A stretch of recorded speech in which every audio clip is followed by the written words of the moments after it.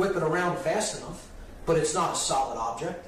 You have a very, very thin, unidimensional piece of rope or strand or string, and it's just vibrating, and it's taking a form by the way it's vibrating. Matter is the same way. Matter is not solid. It's simply energy and vibration. And everything is made of this. From the smallest cells, the smallest single-celled organisms, to entire galaxies. We are made of this. We are not solid. We are energy taking a form through vibration. Okay, so we have to understand that if we're going to get past this five-sense illusion of only what we see and perceive, to our limited sensory organs is real. It simply is not true.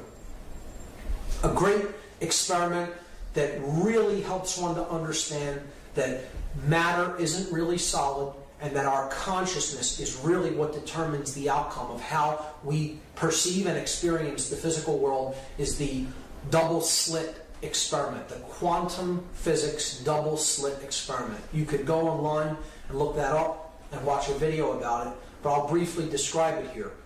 Scientists take very, very small bits of matter. Like let's say you took a little ball bearing and you shot it through two slits, as you see up here.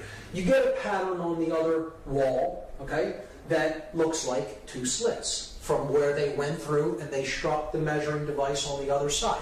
Okay, so that's this first image here. Very small pieces of matter, like let's say ball bearings or pellets. You shooting them through a shield with two slits in it, and that's the pattern they form on the other side. Now, when scientists do this with electrons, which are very, very, very small bits of matter, part of an atom, a subatomic particle of an atom, which is what matter is comprised of, you do not get two slits. You get what's called an interference pattern, which is like waves. Like when water goes through something and strikes it with intensity, and then it diminishes as it goes out from the center of intensity. But scientists are confused. We shot small bits of matter through these two slits, and we get an interference pattern. How could that be? They thought maybe they were interfering with each other, because they were shooting them through as a stream of electrons. So what they do is they then take an electron voltmeter, which fires only one electron at a time. So now they're just firing one electron at a time, but yet they still get an interference pattern. There's nothing for the electron, the single electron, to interfere with, because it's going through one at a time. But they still get an interference pattern like waves. Okay? This is because at the quantum scale, matter isn't solid. It is wave energy. And the electron is leaving that electron voltmeter as a wave, and it's passing through that double slit as a wave to strike the wall as a wave. Now, scientists wanted to determine, well, how many of them are going through one slit, how many of them are bouncing off, how many of them are going through another slit. So they put a measuring device, okay, before one of the slits, and they're going to measure how many of these individual electrons are passing through only one of the slits. What happens is when they put the measuring device onto the one slit, the pattern then changes, and it behaves like large matter, large pieces of matter, like macroscopic matter, instead of the very, very tiny subatomic particle of an electron. It stops behaving like a wave because consciousness has been introduced to the equation. And then it behaves like solid matter. It then, upon being observed here, this is called the observer effect. Upon being observed, before it goes through the slit, okay, it has to make a decision about which slit it's going to go in. It cannot act as a wave because there is consciousness introduced. So then an outcome must be determined, and that what happens is it is called the collapse of the waveform. So the particle that left as a wave collapses to a point particle and then goes through one of the slits or the other or bounces off the screen. Prior to that, it only exists as a waveform if no consciousness is introduced. So this shows us, one, matter is not solid. It is a waveform, a vibratory energy. Two, how we view ourselves, the world, the things that are taking place, has an effect on the outcome. We are made of these particles. Okay? So introducing consciousness into the equation can have the effect of changing the end result. That's the important thing to keep in mind here. Looking at it one way may get you one thing, looking at it a different way may get you something else. The five sense illusion. The next barrier to self-realization is ego identification. So ego should be briefly defined because most people think of ego as, oh, I'm just a person who's completely full of myself, and I just think that I'm so great and so better than everybody else. That isn't ego as I'm using it in this idea, in this concept. Ego identification means that a person is identified with roles that they play in life. They don't see themselves as an aspect of consciousness. They see themselves as what I do, what I'm involved in, the role that I play. So I am a businessman. I am a soldier. I am an American. I am a father or a mother. Okay? You're identified with the roles that you play in life. These are simply vehicles, expressions for consciousness to have an experience in the physical world. They're not who we actually are underneath. We are the expression of consciousness, having an experience in the physical world. These are roles we play in life. They're not actually who we are. But we often tend to get into the trap of identifying with these roles so much, so completely, that we define ourselves as these roles. And that's where we can get into trouble. The next barrier to the realization of the true self is the left brain prison. So we talked about the hemispheres of the brain and how the left and right brain play very different roles in their functions. And what we have to understand is that shut down modes of consciousness are very frequently caused by left brain imbalance. And we'll talk about why that is later, and what happens to the brain when it becomes imbalanced toward one hemisphere or the other. So the next barrier to the realization of the true self is what many researchers have called the left brain prison. This is getting trapped in the functions of the left brain only and kind of ignoring the right brain functions of holistic thought and intuition. And this is a product of our culture, actually, which stresses reading, writing, math, verbal communication, written language, science, logic, reason. Okay? And it oftentimes ignores, particularly in our educational upbringing, holistic thinking, intuition, creativity, art, music, things like that are often de-emphasized in our educational structures, certainly not emphasized in our scientific establishments. And this is kind of like a cartoon talking about or making a commentary on the differences between the left and right brain. The left brain, there you see everyone in business cubicles, all the same color, all looking identical, like robots kind of. And then on the right hand side you see people engaged in creative acts, in holistic behaviors, hanging out with their family, flying kites, reading, doing creative things, art. And it's a good analysis of the dichotomy between the left and right brain hemispheres.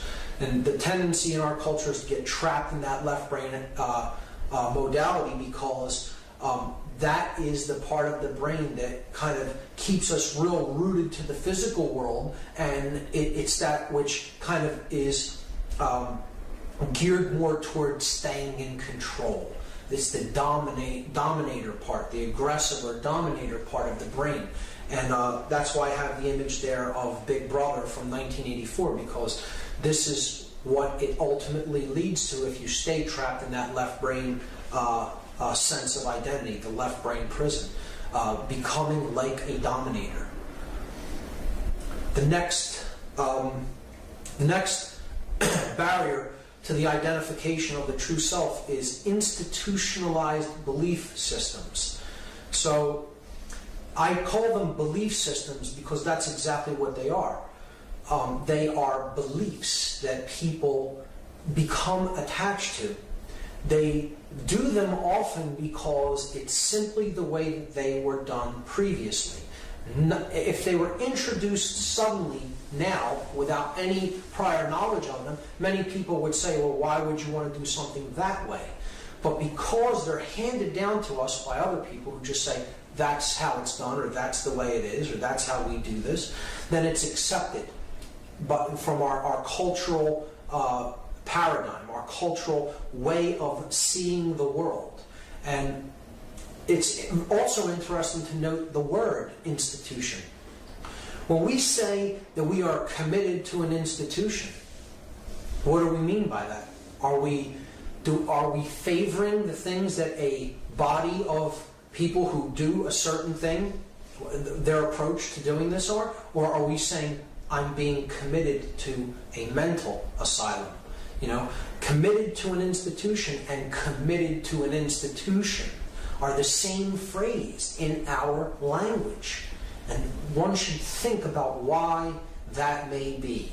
Why are they the same phrase even though they mean two completely different things? Language is a funny thing like that. We'll be talking a lot more about words, the meaning of words, the derivations of words, how our language speaks to us in very, very right brain ways if we can only break it down and really hear what's being said, kind of almost symbolically.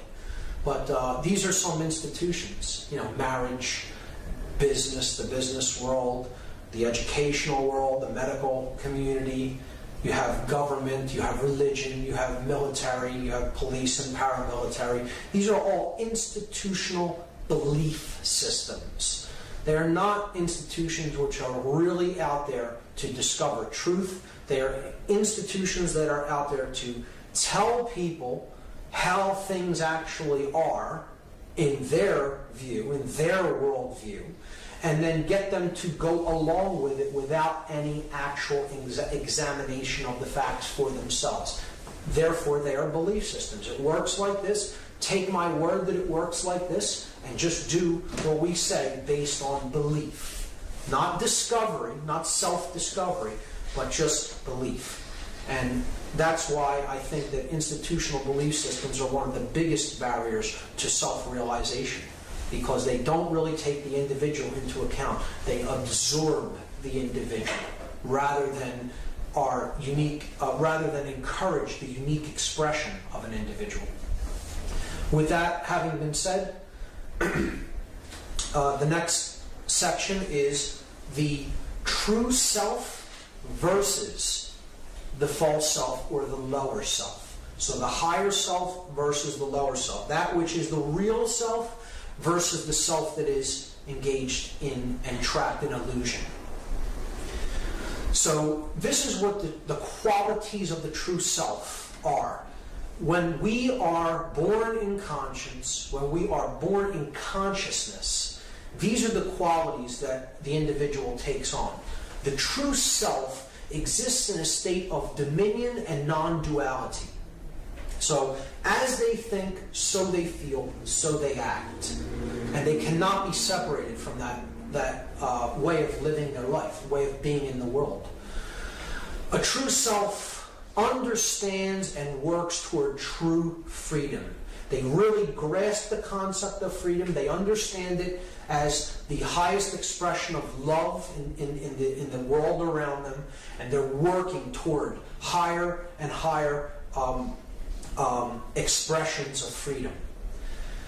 The true self practices alchemy to bring about the true will. So the true self is a magician in the truest sense. He is not serving his own egoic will. He is serving the will of creation, the will of the divine, that which wants to bring higher levels of consciousness into manifestation. The true self is concerned with the alleviation of suffering for all beings. That's very critical. The true self recognizes that another being's suffering is his own suffering. And he or she suffers as long as there is even one other being that suffers. And they realize that because their worldview reflects an understanding that there is no separation between self and others. That separation, that seeming separation, is an illusion. There is only one consciousness here. And there is really no separation when you get right down to the deepest levels of consciousness. The true self does not exist in left-brained prisonhood, and he does not exist in ego identification. He has made the energies that are the seat, in the seat of consciousness, that in the physiology, in the brain, one. Okay, that he's united the polarities of left and right brain, of male and female, the chemical wedding, if you will, it's been called. And he's operating from a perspective of whole thoughts. Okay? And he's not ego identified. He doesn't consider the role that he is playing in the world, regardless of what it may be, father, brother, son, teacher, any job that he may do. He's not identified with that as his identity. Okay? It's not who he is, it's what he happens to be doing at any given moment. The role he's playing. The true self seeks to break down all institutionalized belief systems because he recognizes them as boxes of consciousness keeping people entrained into belief systems, into believing what they're told, instead of really discovering things for themselves. So the true self wants to break down these institutionalized systems. He wants to limit their capabilities and their power as much as possible because he recognizes that institutional belief systems are ultimately an assault upon the freedom of the individual. And they're ultimately an assault upon consciousness when you get right down to it. Now, the qualities of the false self, the lower self, the base self, if you will. The false self exists in a state of confusion and opposition, and not in a state of dominion. They're in a state of internal strife.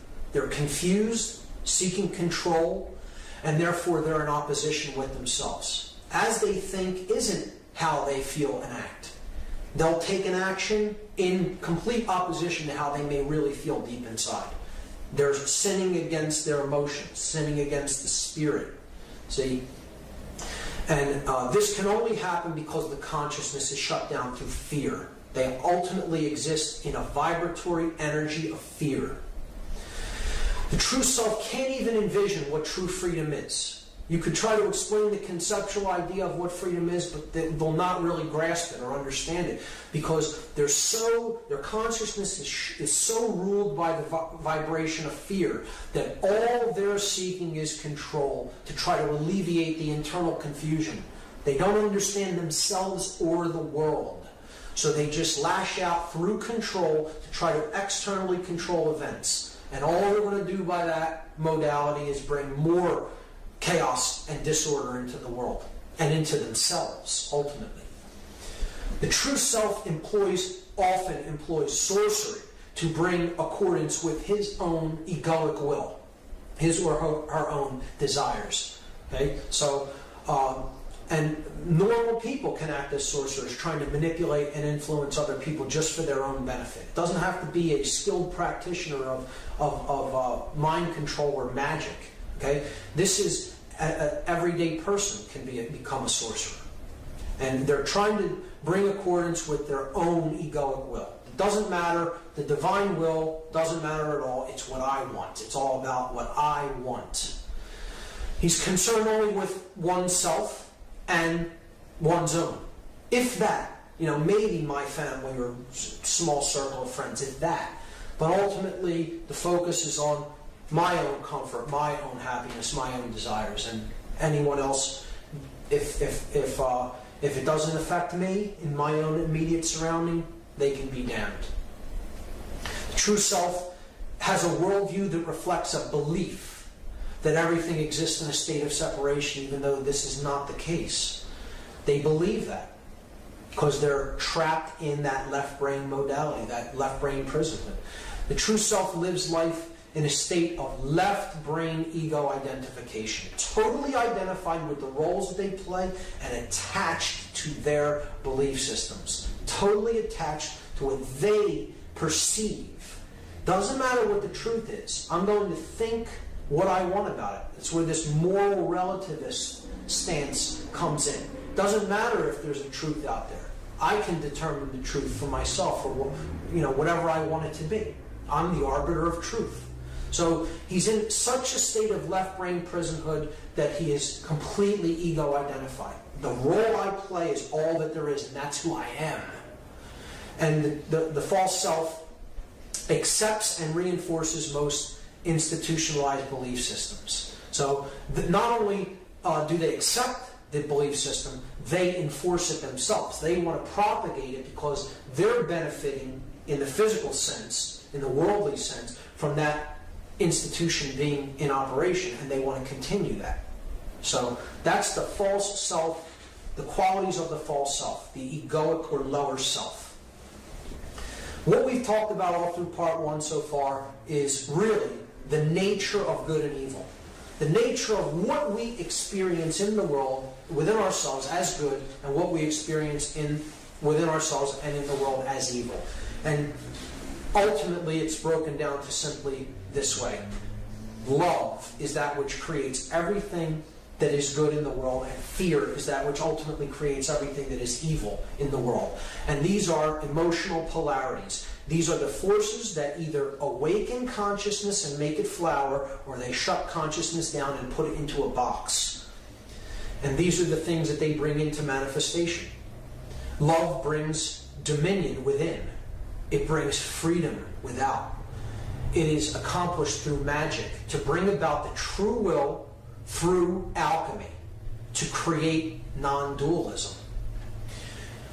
Fear is bringing evil forward through creating internal confusion, which then results in the external desire for control. It works through the process of sorcery, manipulation, and serving the egoic will to create illusion in others and ultimately opposition within the self and others. Love is sending us in the correct direction. The emotional compass is set properly when we're in the vibratory energy of love, higher consciousness. Its goal is oneness, to bring about the true self, to open our minds and hearts up to higher and higher levels of awareness, of consciousness, to help us to understand that we are but one thin slice of a multi-dimensional world of infinite consciousness taking place all around us. And it can help, it is trying to bring about a balanced brain, a perfectly balanced brain between the male and the female, the left and the right hemispheres of the brain. Because that is what will create order in the world. Okay? Now, all of these concepts will bring about good and order. The opposite side, evil, which works through fear, will create misdirection in life. Fear will always create misdirection. It will always throw the emotional compass off target and send us in the wrong direction, because it's working to try to separate people. When you put people into fear, you're separating them, and you're getting them to see everything as separate and themselves as separate from everything else. This is identification with the lower self. This is base consciousness. This is consciousness put in a box and in a trap. It's ego identification, total identification with the physical, worldly roles that we play. Trapped in the five sense world. If my senses can't perceive it, it doesn't exist, even though they're very limited bandwidth, open to very limited frequencies and bandwidths. But if my senses can't perceive it, it isn't real. And this is accomplished by keeping people largely in left brain prisonhood.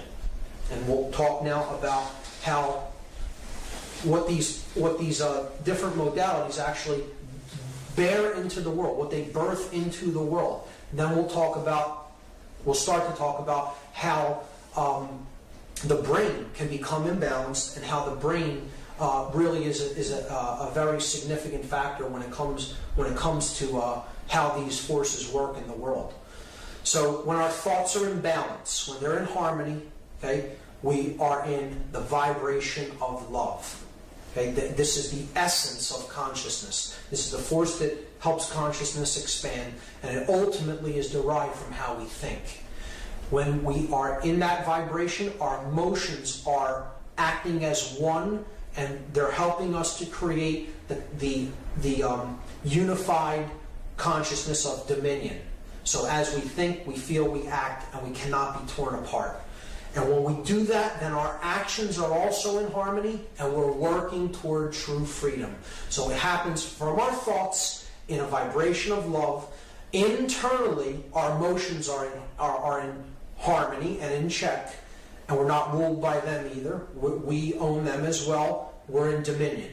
Okay, so we know what's going on within. Then we put that into practice in the outside world to create freedom, which is the highest expression of love in the world.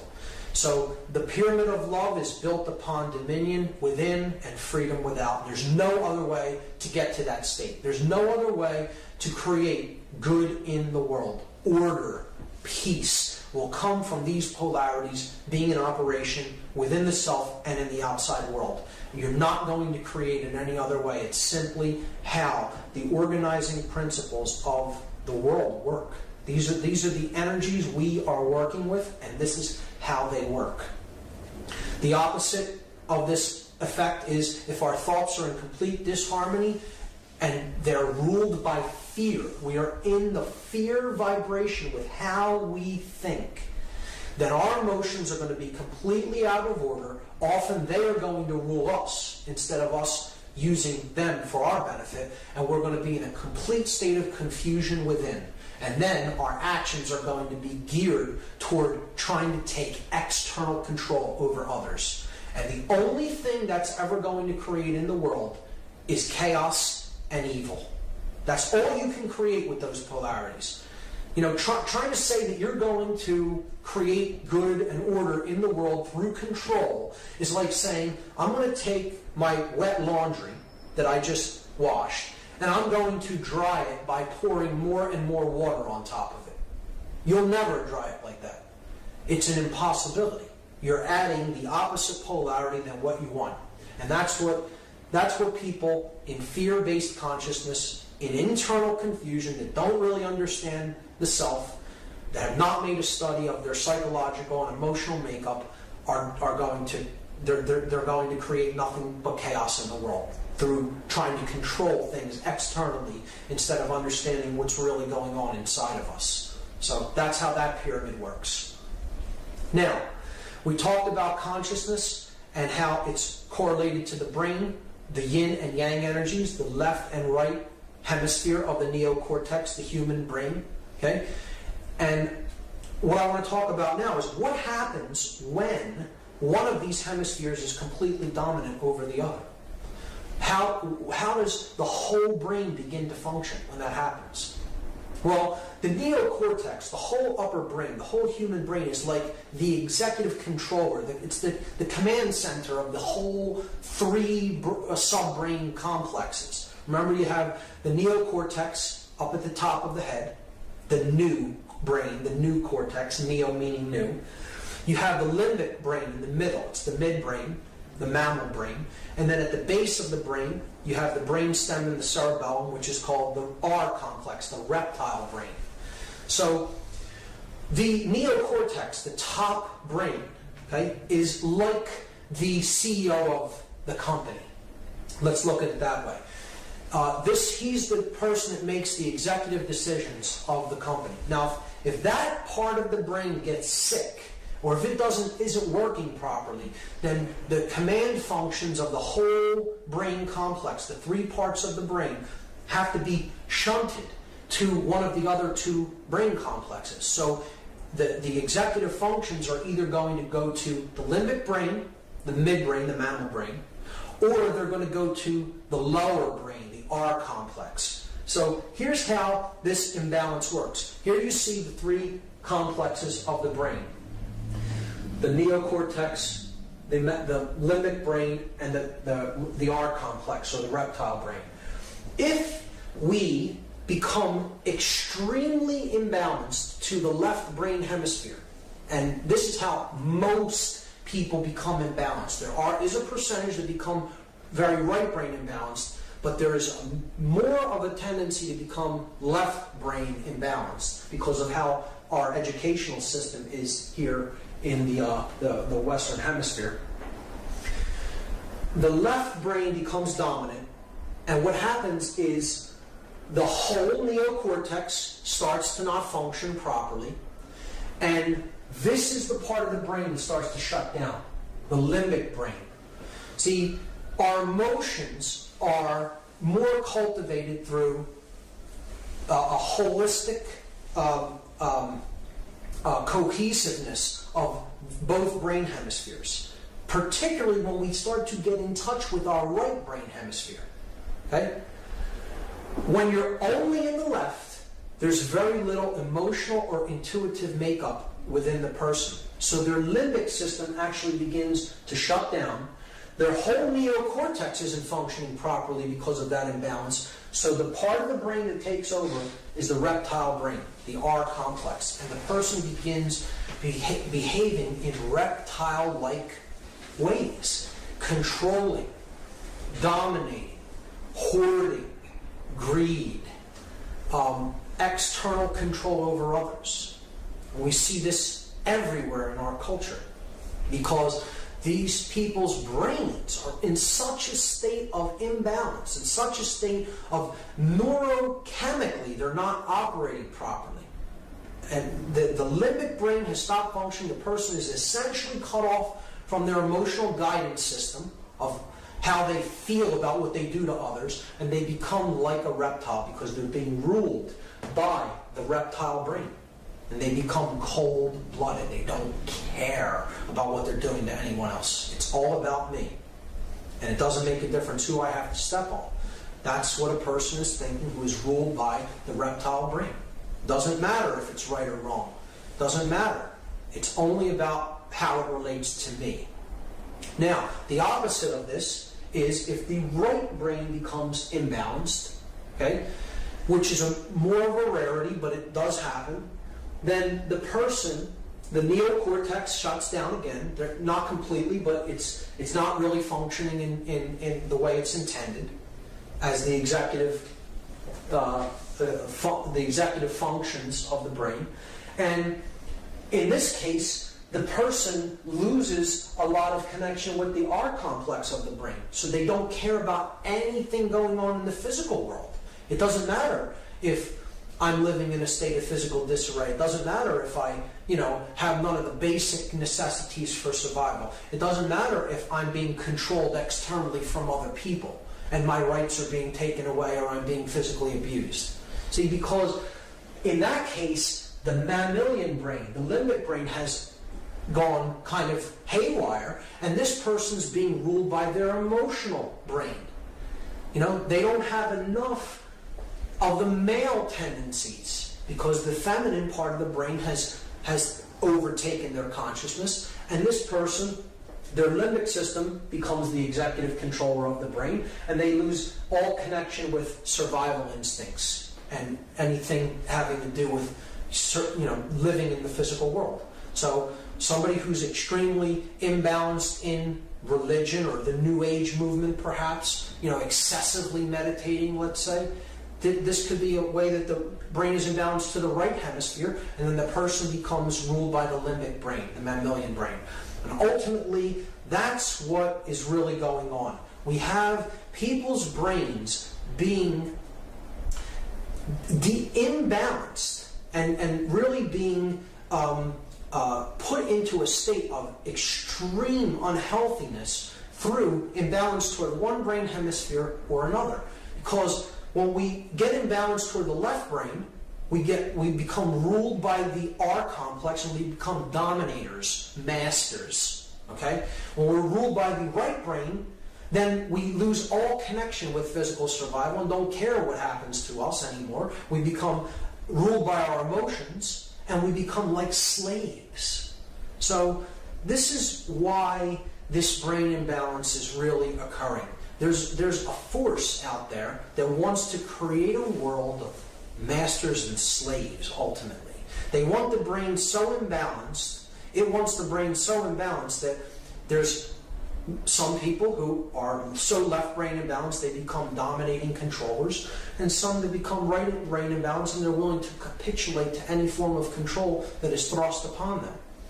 And ultimately, there's a little of both kinds of imbalance in most people, and they become like a master and a slave simultaneously. They want to rule over whoever they can below them, and then they'll take orders from whoever is above them in this hierarchy of control. So this is an actual brain scan taken from a science journal of what the brain looks like when it becomes heavily imbalanced. This isn't physical holes in the brain over here. These are areas of electrochemical deadness. So there's no neural firing in the black parts of the brain, the real dark areas. This person's brain that's labeled normal here, it's a bit difficult to see on this slide, but this person's brain is in what's called global EEG coherence, global brain coherence. The electrochemical activity is distributed equally about both hemispheres of the neocortex. You're looking at the neocortex from underneath, this being the top of the brain here. So this is the front of the head, that's the back of the head. Okay? So that would make this the left brain hemisphere and this the right brain hemisphere, if you could visualize that. So look, picture it as if you're taking the brain and lifting it up like this. Here's my left side of my brain. I'm lifting it up like this. You're seeing it from underneath. So that's the left brain hemisphere. That's the right brain hemisphere. I'm sorry, it's backwards. This is the left brain hemisphere here, the left brain on that side, and that's the right. So if you tilted this down this way, that would be the front of the head. Okay? Now, here, the brain is labeled violent because I'll tell you about the person, the types of individuals that were scanned for these two images. This person was not given a standard Western educational upbringing, did not watch a lot of television, did not eat a Western diet, meditated a small amount on a daily basis, and they have global EEG coherence. This person was brought up in a Western educational system. They watched many hours of television a day, didn't really do a lot of reading, never meditated, ate a very Western fast food type diet, and that's what their brain ended up looking like. You can see that really the real damaged part, the real electrically dead part of the brain is right there on the right hemisphere. See? Because they became like a controller, and it's labeled violent. This person had violent tendencies and had problems, behavioral issues, and possibly, I'm not sure if it ended up in problems with, law, but That's what a left brain imbalanced neocortex ends up looking like. That person became very heavily left brain imbalanced, and you can see all the areas of electrochemical deadness of the brain. So that's what brain imbalance does to brain physiology. It's measurable, it's provable. This is a type of scan that shows this type of imbalance, and this is called a PET scan. There's other, even more advanced scans called SPECT scans that you can look into to show the neocortex and how brain imbalance begins to affect the electrochemical properties of the brain. So what we're really going to look at in part 2 is how this imbalance is at work in the world and how it's ultimately creating all the problems that we see in manifestation in the outside world. And what we're seeing is this, that consciousness is ultimately being torn apart in most people by the imbalance to the male energy. And it is the suppression of emotions, the sacred feminine, the Holy Spirit, the Divine Mother, the feminine aspect of consciousness, our emotions, that is really what is driving this. That our emotions are being so numbed, kept down, ignored, and ultimately killed. The sacred feminine is being killed in our world, and that's our emotional aspect of consciousness. And when that happens, the yang energy begins to dominate because we're out of touch with the feminine aspect of ourselves, the intuitive, compassionate side of who we are, and we're being ruled by this yang energy, the male dominator principle of energy. When in fact what we need to do is unite these and help them to come into equilibrium and exist harmoniously in all individuals. That's the ultimate goal.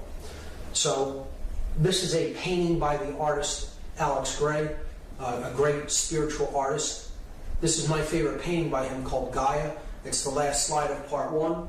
And in here he brilliantly depicts what happens when we lose touch with the right brain side of ourselves. If you imagine yourself as the world tree that he's painting in this image, this would be the right brain, that would be the left brain.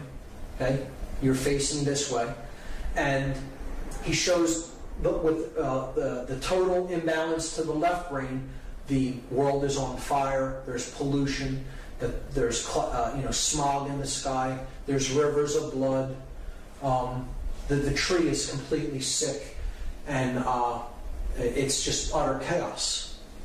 But if we get in touch with our right brain hemisphere and we unite the brain hemispheres, then we can build a world like this, of peace, nature and harmony, blue skies, sun ruling the sky. And it's just a great depiction of what going into certain modalities of consciousness through the left and right brain can bring into manifestation in the world. And that's why I think it's a great painting by a great artist, and it's a great place to end part 1. And in part 2, we will look at what happens when this type of brain imbalance comes into fruition in our world, and that's exactly what has happened. And we'll talk about the forces that are driving that imbalance, that left brain imbalance, and ultimately holding the consciousness of this planet where it currently is, because they benefit from it being held there. And we'll talk about what those forces are, and we'll talk about how they operate to accomplish this imbalance within consciousness. That's the end of part 1. Be back for part 2.